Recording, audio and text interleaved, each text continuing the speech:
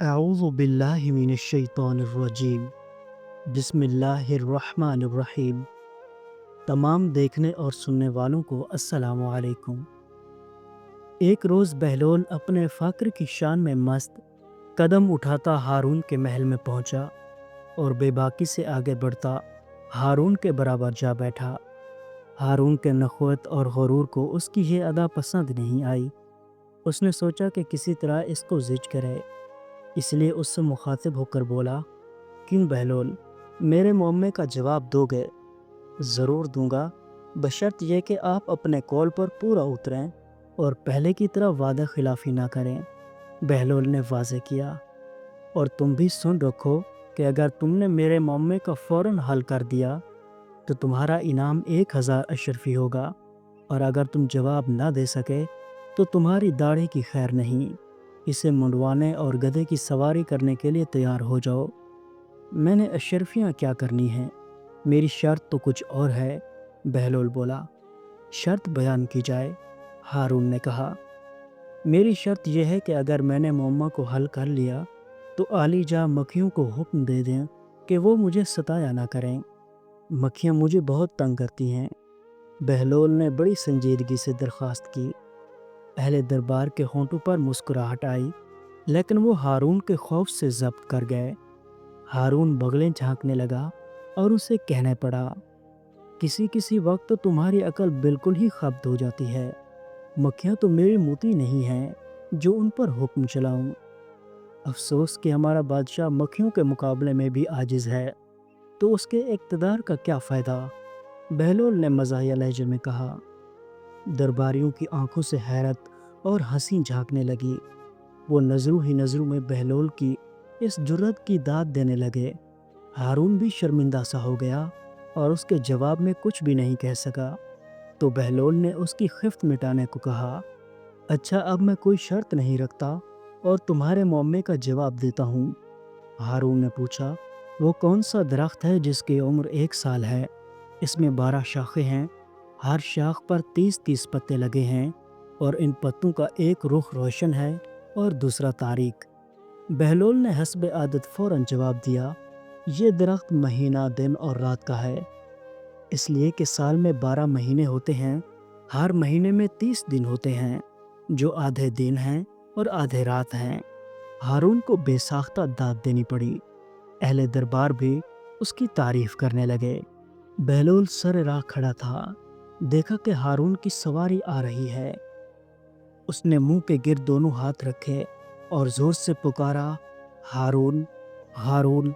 ہارون اس آواز پر چونکا، اسے بھی غصہ آیا۔ اس نے اپنے خدام سے پوچھا، یہ کون گستاخ ہے جو مجھے اس طرح پکار رہا ہے؟ حضور، یہ دیوانہ بہلول ہے، معلوم ہوتا ہے آج اس کا دماغ بالکل ہی کام نہیں کر رہا۔ کسی غلام نے بہلول کو بادشاہ کے عتاب سے بچانے کی کوشش کی۔ ہارون نے سواری ٹھہرانے کو کہا اور بولا، بلاؤ اس کو۔ بہلول قریب آیا تو غصے سے بولا، تو جانتا ہے کہ میں کون ہوں؟ بالکل جانتا ہوں۔ بہلول نے سر ہلایا۔ آپ ایسے انسان ہیں کہ اگر مشرق میں کسی کمزور پر ظلم ہوا تو باز پرس آپ سے ہوگی۔ ہارون لرز گیا، اس کی آنکھوں کے گوشے نم ہو گئے، اس کا غصہ فرو ہو گیا اور نرمی سے بولا، بہلول، تو نے ایسی بات کہی ہے جو میرے دل پر جا کر لگی ہے۔ تیری کوئی حاجت ہو تو بیان کر۔ میری حاجت یہ ہے کہ آپ میرے گناہ معاف کر کے مجھے جنت میں داخل کر دیں۔ بہلول نے کمال سنجیدگی سے کہا۔ گرد و پیش کھڑے لوگ مسکرانے لگے۔ ہارون نے اعتراف کیا، بہلول، تم نے ایسی بات کہی ہے جو میرے بس میں نہیں۔ ہاں، میں تمہارے قرضے چکا سکتا ہوں۔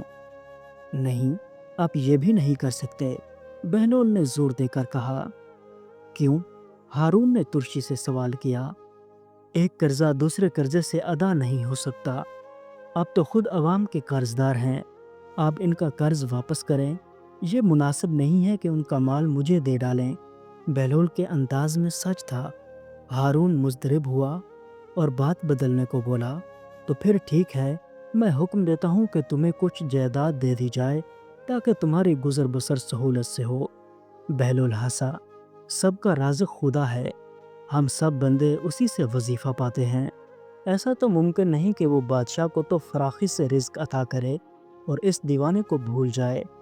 ہارون لاجواب سا ہو گیا اور بہلول سے بولا، میں امین اور مامون کے مکتب جا رہا ہوں، ذرا ان کے استاد سے ان کی تعلیم کی بابت معلوم کروں گا، اور تم بھی میرے ساتھ چلو۔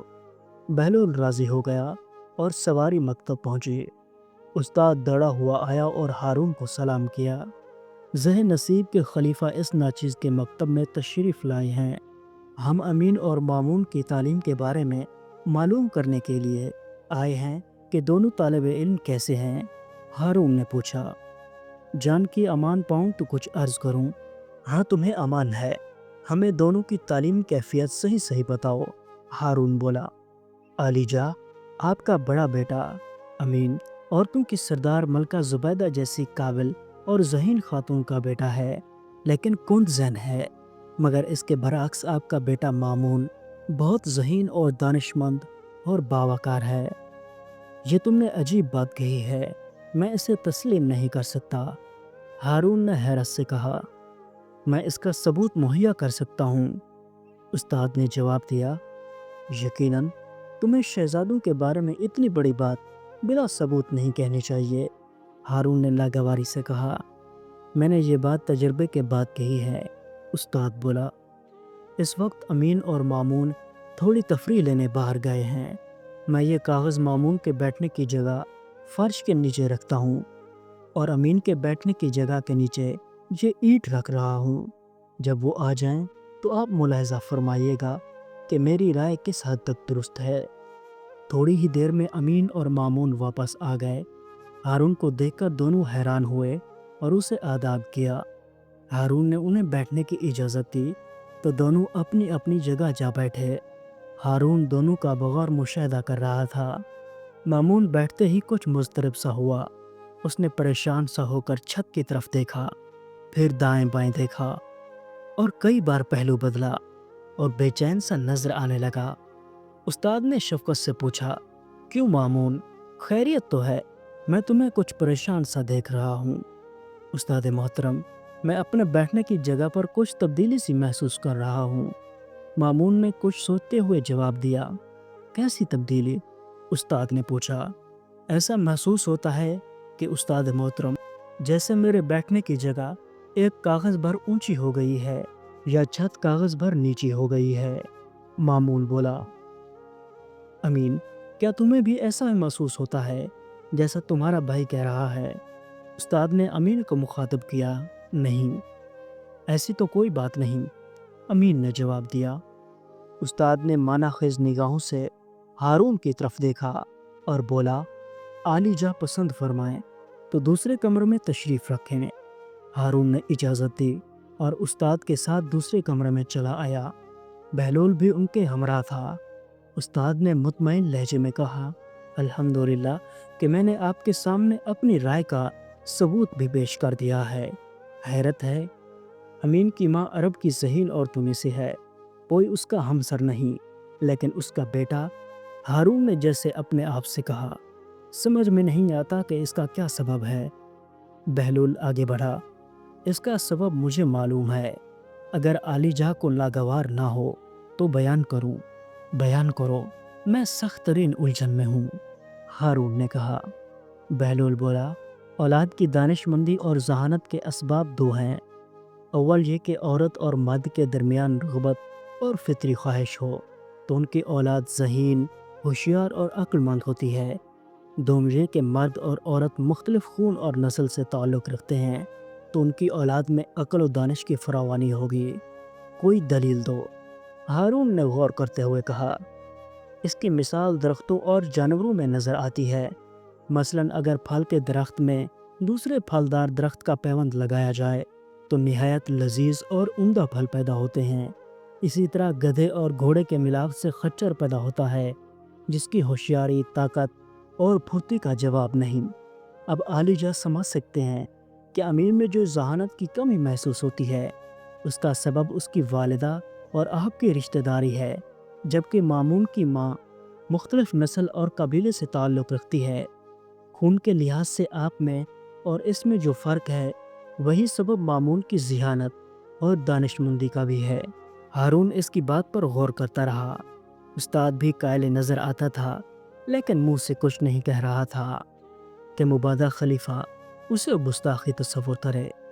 ہارون نے بہلول کی طرف دیکھا اور حسب عادت اس کے کمال کو کمتر کرنے کے لیے بولا، ہونا تم دیوانے، پاگل بیچارہ ایسی باتوں کا علاوہ اور کر بھی کیا سکتا ہے۔ تو پیارے دوستو، یہ تھی آج کی ویڈیو۔ اگر آپ اسلامک ویڈیو دیکھنا چاہتے ہیں تو اسلامی بندہ یوٹیوب چینل ضرور سبسکرائب کریں۔ اللہ آپ سب کا حامی و ناصر ہو، دعاؤں میں ضرور یاد رکھیے گا۔ اللہ حافظ۔